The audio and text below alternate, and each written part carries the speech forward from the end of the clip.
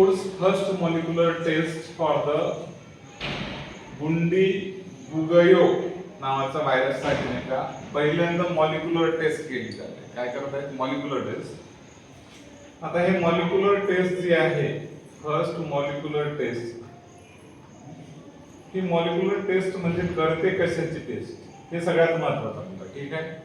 तर ही टेस्ट केली जाते तुमचं डीएनए किंवा आरएनए ज्याला म्हणतो याची टेस्ट करून तो आजार आहे की नाही शोधला जातो.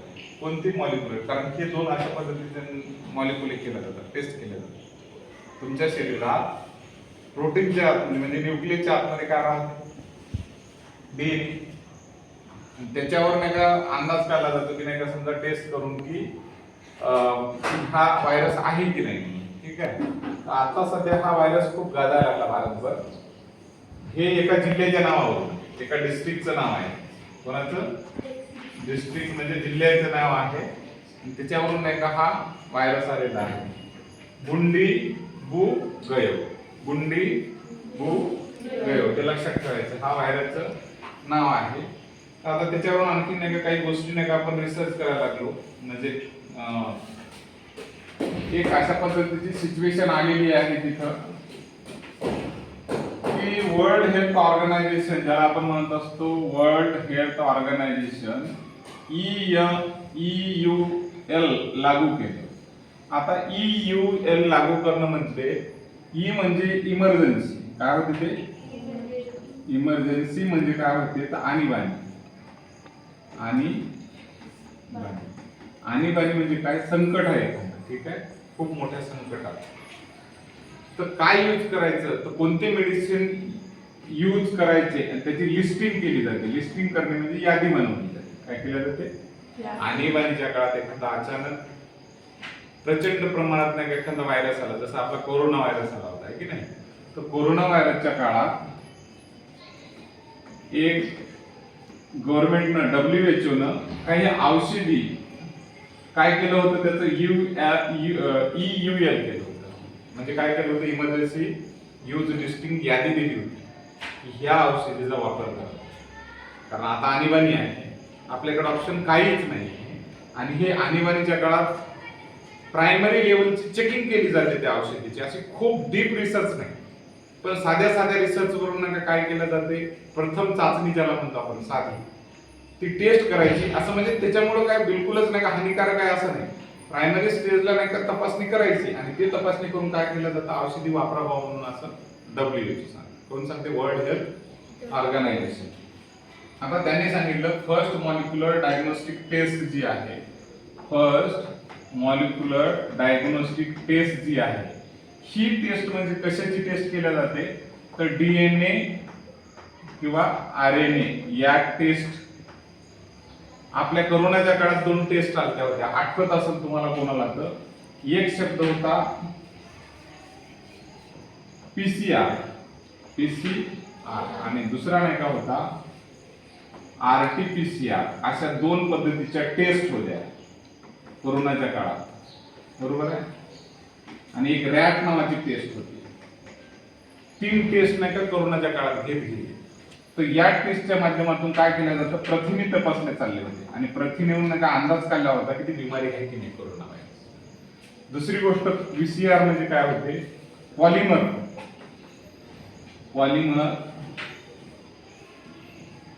पॉलिमर चेन रिएक्शन ज्याला म्हणतो आपण. तर काय व्हायचं, एखादी फुटप्रिंट आहे समजा डीएनए, कशाची? डीएनएचा जसं एक चोर राहते की नाही, चोराच्या हाताचे फिंगरप्रिंट असतात आहे की नाही, तसे नाही का काय करतात PCR न एखाद्या पद्धतीचं नाही का समजा हा डीएनए आहे, ते डीएनए ची फुटप्रिंट घेतात. फुटप्रिंट. आणि आपण कसं नाही का एखाद्या वेळेस नाही का काय करत असतो, ते चेन रिए करून मोठा पंजा करतात. आपण जसं झेरॉक्स मध्ये मेगा करतो की नाही, पिक्सल म्हणजे वाढवतो त्याला, आणि मग वाढवून या डीएनए ला वाढवायचं असं. ओके.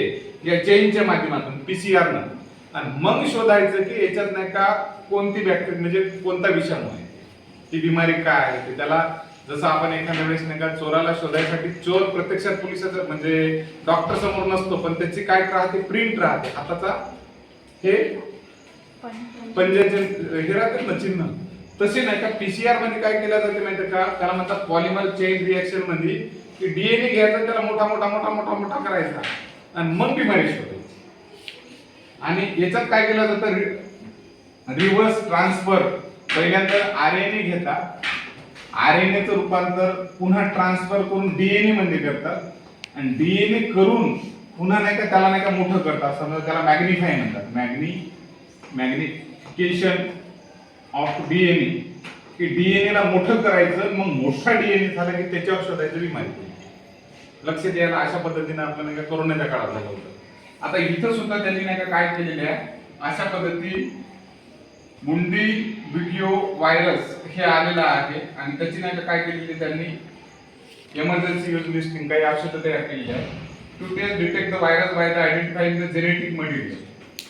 तर त्याचे डीएनए जेनेटिक मटेरियल म्हणजे कोणतं, डीएनए आरएनए हे नाही का मटेरियल नाही का पाहून त्याची टेस्ट करणे in a blood sample and helping confirm the infection rapidly and accurately.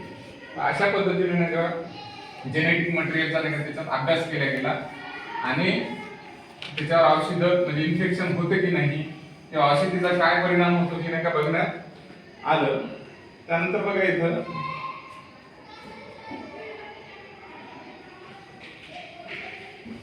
May 17, 2006 soon after local government in Africa मधली गोष्ट आहे ही, announced the outbreak of the बुंडी बुगियो. ते आफ्रिकेत नाही का हा व्हायरस आहे, कुठं आफ्रिकेमध्ये. आणि दुसरं strain of the Ebola virus, हे एक प्रकारचा इबोला व्हायरसचाच प्रकार आहे. इबोला व्हायरस हा खूप गाजायला लागला आणि याचाच नवीन प्रकार म्हणजे कोणता आला आहे, बुंडी बुगियो.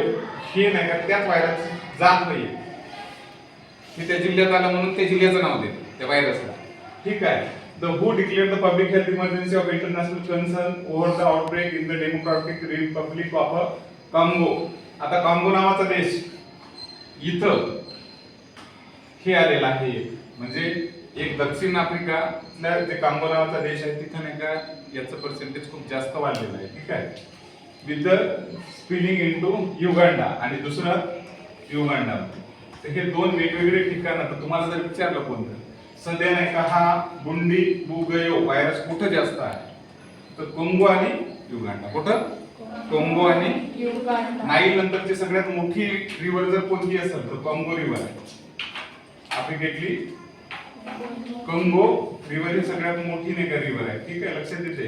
आणि याचे दोन कांगो आहेत, एक मोठा रिपब्लिकन आणि डेमोक्रॅटिक नाही का कांगो, असे दोन देश आहेत या नावावर. लक्षात येतं.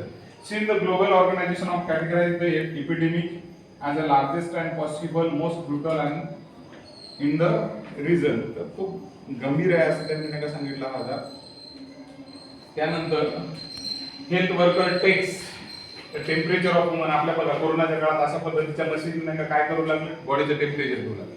काय करू लागले, टेम्परेचर थ्रू द कन्योचिनिया चेक पॉइंट वर करत आहे. Authorities and agencies in the contain of the Ebola outbreak involve in the Bundibugyo strain in the Democratic Republic of the Congo. Congo देशामध्ये इबोलाची टेस्ट चालू आहे, बरोबर आहे. त्यानंतर बघा हा व्हायरस नाही का कोणता आहे, बुंडी बुगियो व्हायरस आहे. सगळ्यात मोठा हे हेमिओरेजिक आहे. आता होमोरेजिक या शब्दाचा अर्थ होतो, होमो शब्दाचा अर्थ होतो ब्लड. ठीक आहे. आणि याला काय म्हणतात, break the vessel. Break the vessel, तुमच्या नसा फुटणे आणि रक्ताचा स्त्राव बाहेर येणे. तर अशा पद्धतीचं या व्हायरस मुळे नसाच असल्याने का ब्लड वेसल आहेत की नाही तेच फुटायला लागले. एवढा खतरनाक आणि त्याच्यात असा ताप येते उष्णता आल्याने, ज्याच्यातून नाही का काय होते, ब्लड बाहेर निघायला लागलं. त्यानंतर there is no specific treatment and early care save life. सध्या काही स्पेसिफिक ट्रीटमेंट नाही आहे त्याची वाचवायसाठी. Prevention, early detection, isolation, support care and the vaccination, RVSV, झेम्बोव्हिया. तर प्रिव्हेंशन सगळं काय करता येतं आपल्याला, सध्या डिटेक्शन करणे म्हणजे त्या रोगाचा शोध घेणे, दुसरं त्या माणसाला बिमार व्हायला एकटं ठेवणे, आयसोलेशन करणे, आणि त्याला विशिष्ट पद्धतीने त्याची काळजी घेणे, सपोर्टिव्ह केअर घेणे, आणि व्हॅक्सिनेशन म्हणजे लस देणे. अशा पद्धतीचा नाही का एक बिमारी. लक्षात येते.